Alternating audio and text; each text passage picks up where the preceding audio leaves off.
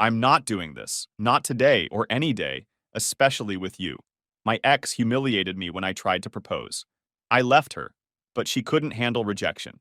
A year later, she showed up in a sheen wedding dress, screaming for another chance.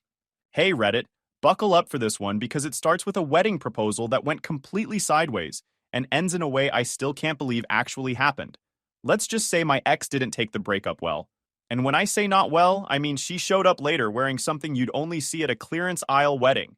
Yeah, it gets that wild. Sean, 30 male, had been with Eleanor for 2.5 years, long enough to think I had her figured out. She wasn't perfect, no one is, but I honestly believed we were heading somewhere serious. We lived together, split bills, had our little routines. She'd even shown me wedding dresses on her phone before, half joking, saying stuff like, one day, maybe. I took that as a green light. Turns out, I'm terrible at reading traffic signals. The wedding was for our mutual friend, Kevin. The guy had been with his fiancée since college, and I was genuinely happy for them. The plan was simple. Celebrate the wedding, then surprise Eleanor with a proposal at the reception. I'd already bought the ring, a clean, classic diamond that took me 6 months to pay off. It was sitting in my jacket pocket that day, heavy like a loaded secret. Before the ceremony started, I found Kevin behind the venue near the catering trucks, trying to get a breather. I walked over and said, "Hey man, quick thing. I was thinking of proposing tonight, at the reception. You cool with that?" Kevin blinked like I'd just said I was about to stage dive off the altar. Yeah, man, that's fine with me. Just, are you sure Eleanor's ready? I mean, she's kind of what? I raised a brow. He scratched the back of his neck. You know, she likes things her way. You ever talk to her about marriage? I laughed it off. We've been together over 2 years, Kev. She's basically been planning imaginary weddings in her Pinterest board since month 6. She's ready. He nodded, still unsure, but he gave me a friendly pat on the back. All right, man. Go for it. Just don't do it during the vows or anything. Fast forward a few hours, and the wedding was perfect. Eleanor looked incredible. I caught myself thinking, that's the woman I'm going to marry tonight. Everything went smooth until the bouquet toss. I didn't plan on paying much attention, but Eleanor was acting like she was in the finals of the Olympics. She pushed herself right to the front, all focused and determined. When the bride tossed it, Eleanor jumped. Literally jumped, caught it midair, and held it up like she'd just scored the winning goal cheering. Everyone laughed and cheered. And me? I was standing there like an idiot, thinking the universe just gave me a sign. I mean, come on. She fought to catch the bouquet. That had to mean something, right? Kevin saw me from across the dance floor and gave me a small nod, like, now's your moment. So I took a deep breath, pulled the ring box from my pocket, and started walking toward Eleanor. People noticed. The crowd started whispering. Eleanor turned around, smiling, holding the bouquet like a trophy. I could feel my pulse in my ears. Hey, I said, trying to keep my voice steady. She grinned, a little flushed from excitement. Hey yourself. Guess who caught it? Yeah, I saw. I smiled back, dropped my hand into my pocket, feeling the box. I was seconds away from getting down on one knee when she tilted her head, gave me that mischievous smirk, and said, "Don't even think about it. I'm not ready yet." At first, I thought she was joking. I froze, waiting for her to laugh and say she was kidding. But, nope. She laughed like I'd actually tried to propose, like it was funny that I might think she'd want that. Seriously, she added, waving the bouquet a little. I'm not doing this. The laughter around us stopped. The music even seemed to fade out for a second. All I could hear was this ringing in my ears. Kevin's new wife looked uncomfortable. A few people turned away, whispering. Kevin was watching from the side with that oh crap expression, face palming. And me? I just smiled. I had to. What else could I do? I wasn't about to cause a scene in the middle of someone's wedding. I slipped my hand out of my pocket, gave a small chuckle, and said, "Wouldn't dream of it." Then I walked off to grab a drink I didn't even want. My stomach felt like I'd swallowed concrete. Kevin caught me later near the bar and gave me a subtle look, like he wanted to ask but didn't. I just shrugged and said, "Guess I read the room wrong." He sighed. "You okay, man?" "Yeah," I said, lying through my teeth. Better than ever. When we got home, Eleanor kicked off her heels, tossed her purse on the couch, and headed straight for the bathroom. "I'm so tired," she called out, already half undressed. "Can you grab me some water?" I grabbed her a bottle from the fridge and placed it by her side of the bed without saying a word. She mumbled a thanks, rolled over, and within minutes she was asleep, snoring softly. I stood there for a few seconds just looking at her. The same woman who said she wasn't ready yet, like I'd asked her to move mountains. That was the moment I decided she didn't deserve another word from me. I opened the closet and pulled out a duffel bag, packed enough clothes for a week, my laptop, chargers, and essentials. Every sound felt amplified. The zipper, the drawers, even my own breathing. I moved slow, careful not to wake her. Then I pulled the ring box from my jacket, the same box that had been burning a hole in my pocket all day. I opened it, stared at the diamond ring for a second, then took it out and slipped it into my wallet. I didn't know what to do with it yet, but I knew that she didn't deserve it. The box itself looked empty, pathetic, kind of like the relationship at that point. I placed it neatly on the kitchen counter. I printed a 30-day notice to vacate, per the temporary stay terms she signed when she moved in. If she refused, I knew I'd have to take it to court, but I doubted she'd stick around that long. She'd moved in after me under a short written, temporary stay agreement, something she insisted on because she didn't like legal ties. I still had her signature on the form tucked away in my files. Guess that worked out for me. I folded the paper, set it right next to the empty box, and grabbed a sticky note. In my handwriting, I wrote, "Neither am I anymore." That was it. No long paragraphs, no guilt trip lines, no goodbye speech, just facts. Before leaving, I did one last walkthrough of the apartment. Every corner had some piece of our life in it. Photos from trips, her shoes by the door, the mug she always left half full. I didn't feel sad. I just felt clarity. By 1 a.m., I was in my car. 10 minutes later, I pulled into my buddy Jake's place. He's one of those friends who doesn't ask questions first. He opens the door, sees the duffel bag, and says, "You need the couch?" "Yeah," I said, stepping in. "Just for a while." He nodded. "Rough night?" I let out a short laugh. "Something like that." When I dropped the bag by the couch, he finally asked, "What happened?" I leaned against the wall and shrugged. I finally saw things for what they are. I crashed on that couch, and I swear, it was the best sleep I'd had in years. No midnight arguments, no guilt trips, no emotional gymnastics, just silence. The next morning, sunlight hit me straight in the face, and for a moment, I forgot where I was. Then I remembered the eviction notice, the ring box, the sticky note, and I smiled. Not out of spite, just relief. I checked my phone. 10 missed calls, 5 voicemails, a few texts, all from Eleanor. I didn't open a single one. Not yet, anyway. I left the phone face down on the coffee table. After breakfast with Jake, curiosity got the better of me, and I finally listened to the voicemails. I didn't even have to listen to the rest to know how they'd end. She'd woken up, found vacant notice, saw the box, and realized she wasn't the one in control anymore. Good. I leaned back on Jake's couch, sipping coffee, and said out loud, mostly to myself, "Guess she's finally ready now." Jake raised an eyebrow. "Ready for what?" "To figure out what being single actually means." He snorted. "You're cold, man." "Not cold," I said with a smirk. "Just done babysitting delusions." That day, I didn't text, didn't explain, didn't justify. For the first time in a long time, I didn't owe anyone an apology. And as strange as it sounds, that silence, the kind where no one's expecting you to fix their feelings, felt like the best sound in the world. Turns out, endings don't always need closure. Sometimes they just need confidence. By the next morning, my phone looked like it had been through a hurricane. 32 missed calls, 16 texts, and 3 voicemails, all from Eleanor. She must have woken up, seen the notice to vacate an empty ring box, and gone nuclear. The first voicemail started calm. "Sean, I don't understand what this is. Are you mad about last night? You're being dramatic. Call me back." The second one got shaky. "You can't just kick me out. I have nowhere to go right now. You're being heartless." By the third, she was full meltdown. "I swear, if you don't pick up, I'm coming to Jake's. I know you're there. This isn't fair, Sean. You can't do this to me after everything I gave you." Yeah, the woman who humiliated me in front of 100 people now wanted sympathy. I didn't reply. Not because I was trying to play games, but because there was nothing left to say. She'd made her choice. I'd made mine. I let the phone ring until it finally stopped. By noon, the texts came rolling in. "You can't legally evict me like this. You're overreacting. We just need to talk. You're seriously heartless. After all we've been through? Wow, you really showed your true colors." I stared at the screen for a few seconds, then muted her. Peace. One button, and all that noise vanished. An hour later, I got an email notification. From Eleanor K. Subject line: "Please, let's talk." I didn't even open it. Just hovered my cursor over delete and clicked. Jake was sitting on the couch across from me, eating cereal, watching me go through all this. "She's not taking it well, huh?" "Nope. She always this dramatic? Worse, I said. You just never saw the behind the scenes. He laughed under his breath. Guess I'm getting the director's cut. I leaned back and stared at the ceiling. It's like she thinks crying and guilt are bargaining chips. Jake shrugged. You taught her that they're not. That made me smile a little. The next few days were a blur of random number calls and burner text apps.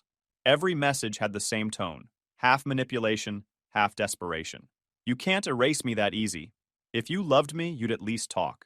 You're cold. You're not the man I thought you were. She was right about that last part. The man she thought I was would have cracked by now, would have gone back to calm her down, explain things, fix the situation like always. But that guy retired. Sometime on day 3, I got another email. This one longer. I skimmed just enough to catch the part where she said she didn't mean it at the wedding, that she was just joking around, that she needed time. Then the classic line, "Can we just talk like adults?" I deleted it without replying, because talking like adults apparently meant she talks. And I sit there feeling guilty. Later that night, while I was scrolling through listings for a new place in case I wanted a place more spacious, something clicked in my head. I started remembering all the moments that should have told me who she really was. The times she'd drag me into jewelry stores just to look. On the nights she'd show me wedding dresses online, asking, "Which one do you like?" The way she'd talk about what our first dance song would be, then act like I was clingy for bringing up marriage. It wasn't about love, it was about control. She liked the idea of me being ready to marry her. It made her feel secure, like she could walk around with emotional power over me. As long as I was dreaming about forever, she could dangle it in front of me and feel wanted without ever committing. That bouquet toss at Kevin's wedding wasn't a coincidence. She fought for it because she liked the image of being the girl who got it. She wanted the attention, not the meaning behind it. And when I actually followed through, she panicked. Because real commitment meant real accountability, and that's something she never wanted. I spent half the night replaying old memories, and they all started making sense in a new light. Every maybe someday was her way of saying never, but keep hoping. Every sweet gesture came with invisible strings attached. Jake came back from work the next evening, saw me reading through apartment ads again, and asked, "You gonna tell her she's officially out?" "She already knows," I said. The silence told her. He grinned. "You really not gonna answer a single one of her messages?" "Nope. Not even for closure?" "Closure's for people who still care what the other person thinks." He raised his cereal bowl like a toast. "Fair point." I laughed, for real this time. It hit me that I wasn't sad. I was just relieved. I didn't need to figure out why she was the way she was. I didn't need to fix anything. All I had to do was walk away and mean it. For the first time, there was no ache, no doubt, no what if, just quiet certainty. I realized I hadn't lost a partner. I'd lost a manipulator. And honestly, that felt like a win. I dodged a bullet. By the time I went to bed, I knew one thing for sure. I wasn't the one who got left behind. I was the one who finally got out. And I wasn't pretending anymore. Not about her, not about us, not about love. A week passed without a word. Or at least, without a word I allowed through. I figured she'd eventually stop after realizing I wasn't biting. I was wrong. It was Thursday afternoon. I was walking to my car after a client meeting, juggling my keys and phone, when I heard someone yelling my name. "Sean!" I turned and there she was. Eleanor, standing near the employee lot entrance, wearing sunglasses too big for her face and an outfit that screamed, "Look what you're missing." For half a second, I thought I was hallucinating. But then she started marching toward me, heels clacking like gunfire. "How did you even find this place?" I asked, more annoyed than surprised. "I looked it up," she snapped. "You've been ignoring me for a week." "Yeah, that was on purpose." Her jaw tightened. "You really think you can just end things like that? You ruined my life, Sean." I let out a low sigh. "Pretty sure your life was doing fine before you decided to humiliate me at a wedding." "Oh my God," she said, rolling her eyes. "You're still stuck on that?" "It was a joke. You completely overreacted." "Right," I said flatly. "A public rejection was just a joke. My bad for not laughing harder." She crossed her arms. "You forced me into that situation. You were trying to trap me with a ring I didn't ask for." "Trap you?" I raised an eyebrow. "No one forced you to date me for 2.5 years, Eleanor. You had plenty of exits. You just didn't take them." She stepped closer, voice getting sharper. "You pressured me. You made me think about marriage when I wasn't ready. Then maybe you shouldn't have spent 2 years showing me wedding dresses and talking about venues," I said. That hit a nerve. She blinked fast, then her tone flipped from defensive to hostile. "You're unbelievable. You just can't admit you're controlling. You need to make me the bad guy so you can feel like a hero. I stayed calm, hands in my pockets. You don't need my help to be the bad guy, Eleanor. You're nailing it solo. Her lips curled. You'll regret this. You'll never find someone like me. I smiled. That's kind of the point. Her face went red. She spun on her heel, muttering something about me being emotionally unstable, and stormed off toward the main road. I thought that was the end of it. The next morning, I got called into HR. The woman from HR looked uncomfortable, like she hated having to even bring it up. Sean, we received a call yesterday from someone claiming to be your ex. She alleged you've been emotionally abusive and controlling. She said she wanted to warn the company in case you acted out here. I almost laughed. You're kidding. I wish I was, she said, giving a sympathetic shrug. Don't worry, we looked into it. It's obviously personal, Lee. But we have to document it. I handed her my phone and showed her the texts, missed calls. The HR rep scrolled for a second, then nodded. Yeah, this isn't your problem. You handled it fine. Just block her and don't engage. I grinned. I will. She smiled back. Good. Also, please tell your ex to stop calling the front desk. It's getting awkward. When I walked out, I wasn't even angry, just impressed. The speed at which she managed to turn into a full-blown PR disaster was honestly remarkable. That evening, as I was microwaving leftovers, my phone buzzed. It was Kevin. Hey, man, he said, voice cautious. So, Eleanor's been talking to everyone? Define everyone. Our friend group. She told them you manipulated her, pressured her into marriage, tried to control her, the usual. I laughed. Classic. Kevin hesitated. I didn't buy it. I told her exactly what I saw at my wedding. You didn't pressure her. You were ready. She embarrassed you. Period. Appreciate it, I said. Yeah, well, it got messy fast. She went off in the group chat, saying everyone's fake, that we never supported her healing. It was wild. So she finally exposed herself, I said. Pretty much. She rage quit the chat after calling everyone traitors. Then she made this dramatic post about being surrounded by toxic energy. I think she deleted it 5 minutes later. Sounds about right, Kevin sighed. I just wanted you to know. Everyone knows the truth now. She's losing it, man. Let her, I said. I stopped managing her reality a long time ago. Kevin chuckled. You're handling this like a monk, dude. More like someone who ran out of patience. After we hung up, I sat back on the couch, scrolled through my phone, and blocked Eleanor's social accounts for good measure. She'd been trying to destroy my name, but she didn't realize she'd already handed me all the proof I'd ever need. Her actions. Before bed, I checked one last time. No new calls, no new emails. Just silence. I smiled and muttered to myself, she tried to destroy my name, but she only ended up proving why I left. And for the first time since that wedding, I felt the peace that comes from watching someone dig their own grave, with a shovel you didn't have to touch. A few quiet weeks went by. Work was good, sleep was better, and my phone had been blissfully silent. I was getting my life back, piece by piece. Then one afternoon, while I was having lunch at my desk, I got a text from Kevin. Dude, you're gonna want to see this. He sent me a link to Eleanor's Instagram. I hesitated for half a second before opening it. Big mistake. The first photo hit like a bad joke. Eleanor in some fancy restaurant, holding hands with a guy I'd never seen before. Caption. When you know heart emoji ring emoji. I actually laughed. Out loud. I scrolled a bit more and saw post after post. All soft filters, long captions about healing, moving on, and finally finding real love. The guy's name was Martin. She'd even changed her bio to Future Mrs. M.O.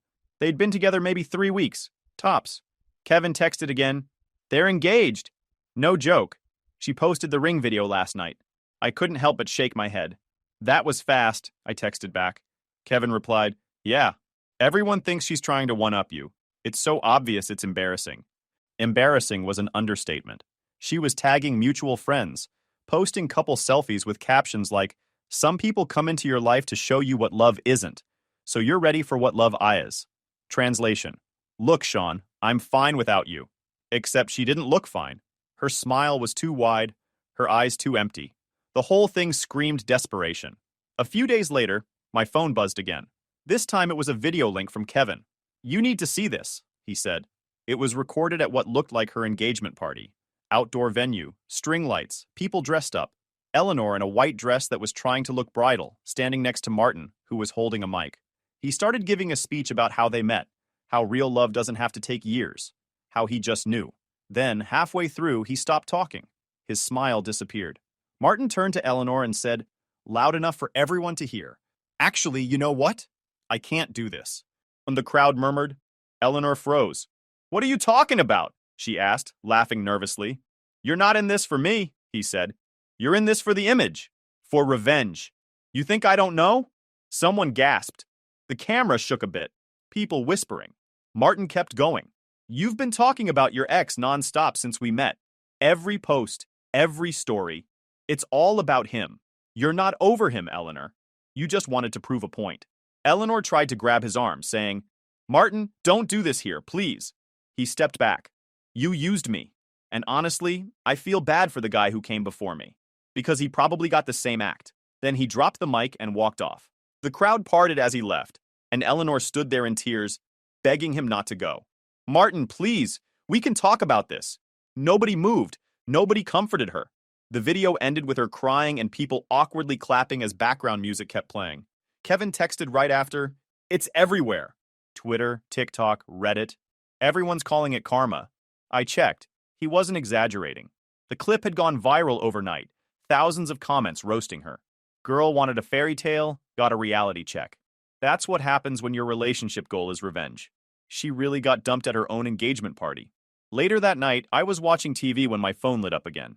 Unknown number, I already knew. Sean, her text said. I hope you're happy. You ruined my life. Another one came right after. If you hadn't embarrassed me at that wedding, none of this would have happened. You made me look desperate. You drove me to this. I stared at the screen, smirked, then locked my phone. Jake, sitting across the room, noticed. That her? Yep. What's she saying now? That I ruined her life. Jake laughed. She's doing that fine on her own. I nodded. Yeah, and apparently she's making it public. I leaned back, feeling a strange sense of closure. She'd spent months trying to make me look like the villain, but the truth had a funny way of revealing itself. And I couldn't help thinking, sometimes you don't need revenge. You just need patience. Because people like Eleanor always end up exposing themselves. I honestly thought that viral engagement disaster was going to be the last I ever heard of her. I was wrong. Again. About a week later, she made her big comeback online. I woke up to messages from friends saying, bro, she's at it again. I checked out of curiosity, and there it was. An essay-length post on her new account. She claimed I'd emotionally abused her, that I tried to cage her, and that men like me couldn't handle strong, independent women. It was pure victim theater. She even wrote, he made me believe love meant control. I wasn't allowed to breathe without being watched. I nearly choked on my coffee. The only thing I ever controlled was paying rent on time and remembering her coffee order. The comments, though, those were gold. Girl, weren't you the one dumped at your engagement party?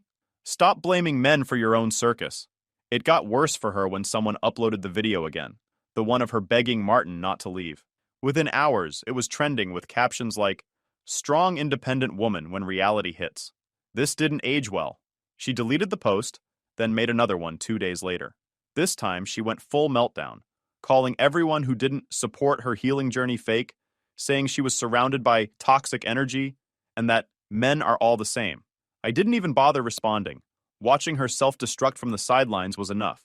Then, out of nowhere, I got a message from an unknown number. Hi, Sean. It's Maria. Eleanor's sister. Can we meet? It's not for her. It's for you. I hesitated. Maria and I had only spoken a few times back when Eleanor and I were together. She always struck me as the sane one in the family, though. I agreed to meet her for coffee the next morning. When I arrived, she was already there. Neat, composed, stirring her cup like she'd been rehearsing what to say. Thanks for coming, she said, giving me a polite smile. No problem. I'll admit, I was surprised you reached out. She nodded. Yeah, I would be too, but I figured someone should tell you the truth about my sister. I leaned back. All right, hit me. Maria sighed. Eleanor's always been like this. What she did to you? She's done it before, multiple times. That caught my attention. Before me? Oh, yeah, she said, shaking her head. There was Ryan before you, then Chris, then Alex. Every time things got serious, she'd panic, say they were controlling, or that she wasn't ready. Then she'd break up with them in the most dramatic way possible. Block them. Post about being free. A few weeks later, she'd start another relationship and repeat the same story. I frowned. So this is like her thing? Her pattern, Maria corrected. She gets bored the second someone starts expecting emotional maturity. And the worst part? Most guys still chase her after she dumps them. She loves that part. She once even told me that sometimes she did it for the reactions. Let me guess, I said, half smiling. I didn't chase and give her a reaction. Maria pointed at me with her coffee stirrer. Exactly. You were the first one who didn't. You walked away without giving her the attention she feeds on. That's why she's losing it now. I let out a short laugh. Figures. I thought I'd broken her heart. Turns out I just broke her ego. Maria gave a sad smile. Pretty much. Eleanor doesn't process rejection well. Our parents tried to get her therapy years ago, but she refuses. Says she doesn't need it. That everyone else is just too sensitive or too boring for her. I shook my head. That tracks. She blames everyone else for her own messes, Maria continued. After that engagement video went viral, she didn't even cry about Martin. She cried about how people were turning against her. She's obsessed with how she looks to others, not how she actually treats people. She posted about me again last week, I said. Maria groaned. Yeah, I saw. She's embarrassing herself. Even my parents told her to stop, but she's convinced that if she spins the story long enough, people will believe her version. Does she know you're here talking to me? I asked. Maria smiled faintly. No, she'd lose it if she knew, but someone had to tell you. You didn't lose someone special. You dodged a lifelong storm. I stared into my coffee for a moment, thinking about everything she'd said. I'll be honest, I said. For a while I wondered if I overreacted, if I should have given her another chance. But hearing this, I think I just got lucky. You did, Maria said quietly. Most guys don't. They keep trying to fix her until she drains them dry. She stood up. Anyway, I should go. I just wanted to say, don't let her guilt you. You did the right thing. I nodded. Thanks for telling me, Maria. Really, she smiled. Take care of yourself, Sean. And for what it's worth, you were too good for her. After she left, I sat there for a few minutes, just processing. For years, I thought Eleanor's behavior came from some misunderstanding between us. Turns out it was never about us. It was just her. Everything finally clicked. The bouquet comment, the fake apologies, the quick engagement, the meltdown. It wasn't random. It was her default setting. I pulled out my phone and, even logged out, her profile was bare. I couldn't help but chuckle. She was out there spinning another version of her story, trying to make herself the victim. But I didn't feel angry anymore.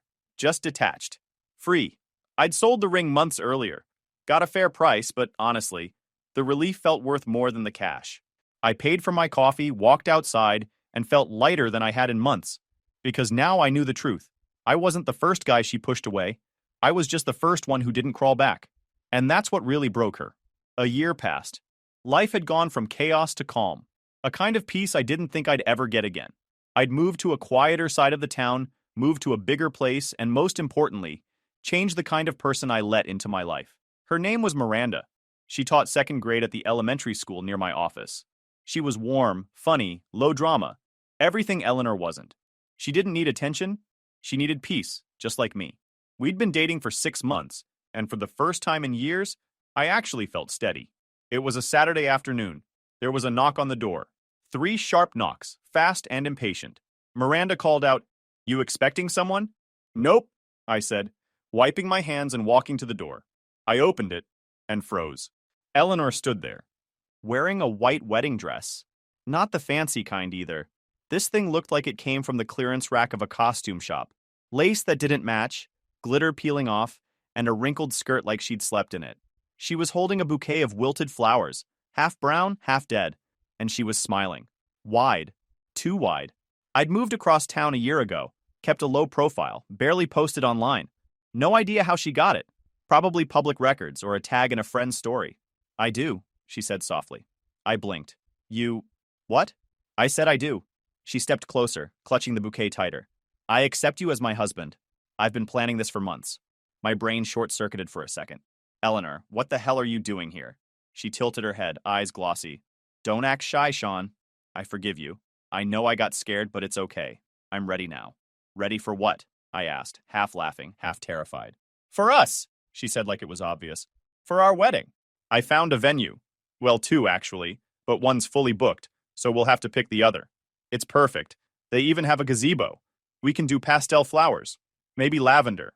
She started talking faster, pacing my porch like she was genuinely organizing a ceremony. I stood there, speechless. "Eleanor?" I interrupted, trying to stay calm. "You need to leave." "I can't leave. Not now." she said, her voice cracking. You're my fiancé, Sean. We're supposed to be together. Don't ruin it. Ruin it, I asked. And that's when Miranda came out of the bedroom, her hair in a loose bun, wearing one of my old shirts. Who's that? Miranda asked, confused. Eleanor's eyes snapped toward her like a switch flipped. Her smile vanished. Who is she?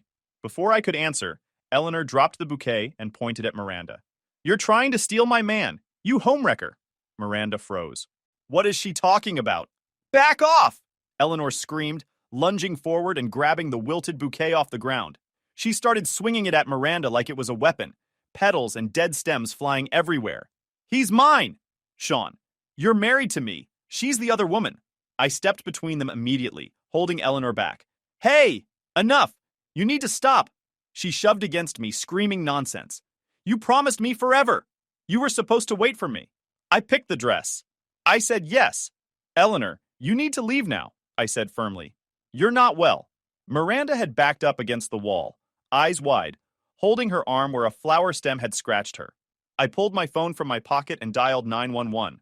Eleanor saw me do it and started crying hysterically. You're calling the police on your own wife! She yelled, slapping at my arm. You're not my wife, I said flatly. When the dispatcher picked up, I calmly said, Yes, I need officers at my address. My ex-girlfriend just showed up uninvited and is having some kind of breakdown. Eleanor screamed, Don't you dare lie to them!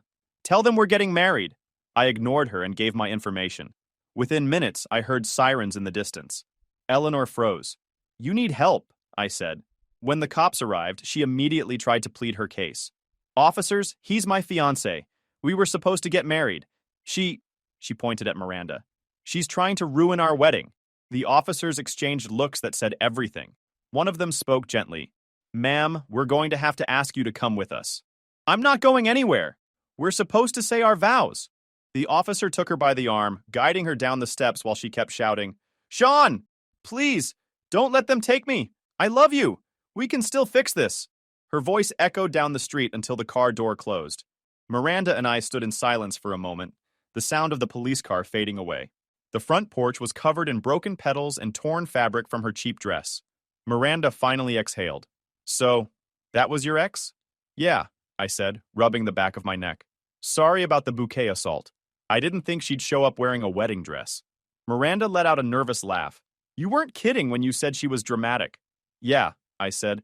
She's been performing her own soap opera for years. I just finally stopped watching. We cleaned up the porch together. Later that night, after the adrenaline wore off, we sat on the couch eating takeout. Miranda laughed again, shaking her head. You realize that's the kind of story no one's ever going to believe, right? Oh, I believe it, I said. She always wanted a wedding scene. She just forgot you need two willing people for one. Miranda smiled. You okay? Better than ever, I said honestly. Because standing there earlier, watching Eleanor get escorted away in her fake wedding dress, I didn't feel anger or pity. I felt peace. It was the final chapter of a story I never wanted to be in, closing itself without me lifting a finger. The empty ring box I left on that kitchen counter wasn't about heartbreak. It was freedom. The moment I decided I'd never settle for being someone's placeholder again. And as I sat there, hand in hand with a woman who actually knew what love meant, I realized something simple but powerful. Sometimes the best revenge isn't getting even. It's living a life they'll never be part of. And I got mine. YouTube just dropped this new hype feature. If you're hooked on this story, smash that hype button. It tells YouTube this video deserves to blow up, and it keeps even crazier stories coming your way.